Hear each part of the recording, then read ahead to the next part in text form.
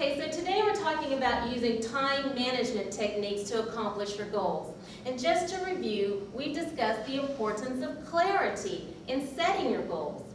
For example, in order to hit a target, you must see it clearly. Now, if I were to blindfold each of you, it is highly doubtful that anyone would be able to hit this target accurately. So people with clear, written goals accomplish far more in a shorter period of time than people without them. So right now, I want everyone to close their eyes. Go ahead, everyone, close your eyes, and I want you to try to envision a lot of money. Go ahead, envision a lot of money. What does that look like? Are you able to get a clear picture of that? No, probably not. So this time, I want you to envision 2 crisp $100 bills. Yeah, that'd be nice, wouldn't it? So envision 2 crisp $100 bills. Now, how did it work out that time? You were probably able to envision that, weren't you? Yes, because it was clear. So that's an example of how important it is to have clear, focused vision of what you want. Now, many people in life don't have what they want because they do not have clear, focused goals. Now, don't just say good grades, for example. If you want to make good grades, that's kind of vague, isn't it? So you want to be more specific. For example, if you want to make straight A's, then make 5 A's your goal. And if you want to make 3 A's and 2 B's, then make 3 A's and 2 B's your objective. But the important thing is to not use general terms such as good grades. Now let's talk about accomplishing your goals by setting priorities. Each day, make it a daily practice to map out what you want to accomplish that day. It only takes 10 to 12 minutes, yet it will substantially increase your effectiveness and efficiency. So you want to have some paper, and you want to write down your classes. Just write in times of your classes. And then you want to write down probably when you want to have lunch, when you want to have dinner. We have to eat, don't we? Yes, and what's also important is to include your study plan for the day. So for example, if you want to read 3 chapters in history that day, and 2 chapters in political science, and write an outline for an upcoming English paper that's due, you want to write that down. And then you want to, throughout the day, continually refer back to your list to make sure that you're staying on task.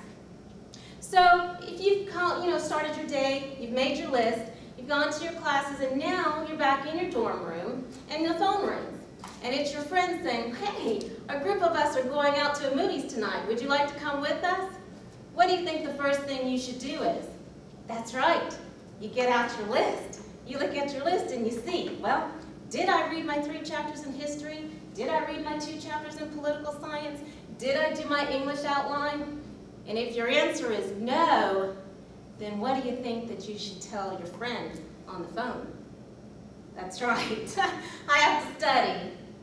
So this is why the list is very important. It's not to say that you can't have fun and you can't have a good time in college, but the most important thing is that you accomplish the goals that you have set for yourself in life. Measure each activity throughout your day against the list. Ask yourself, is what I'm doing or what I'm about to do going to take me towards my goal or further away from my goal?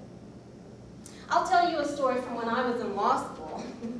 Well, actually, I'll start from when I was in junior high school. There was a lawyer that came to my class for career day.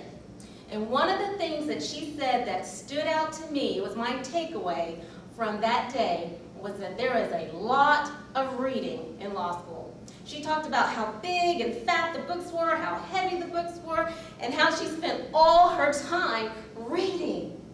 And I took away from that, wow, there's a lot of reading in law school. But I was not deterred. I went to law school expecting and prepared for a lot of reading. And guess what? When I got there, that's exactly what I got. A lot of reading. And I expected that, so that was okay. But what I did not expect was that the main building where most of my classes took place also held the Student Activity Center. And they had ping pong tables there and all sorts of games and nice plush lounge chairs for students to sit around and laugh and talk and carry on. And every day when I would leave my class, I'd have to walk through the building and pass by the Student Activity Center.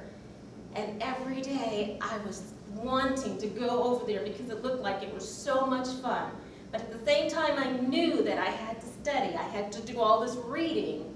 So when I would come out of class and I'd have my backpack and I'd walk by, I'd have to do like this as I passed by so that I was not distracted from my goals. Because it's very important to stay on task and keep your goals for the day so that you can end up accomplishing your goals in life.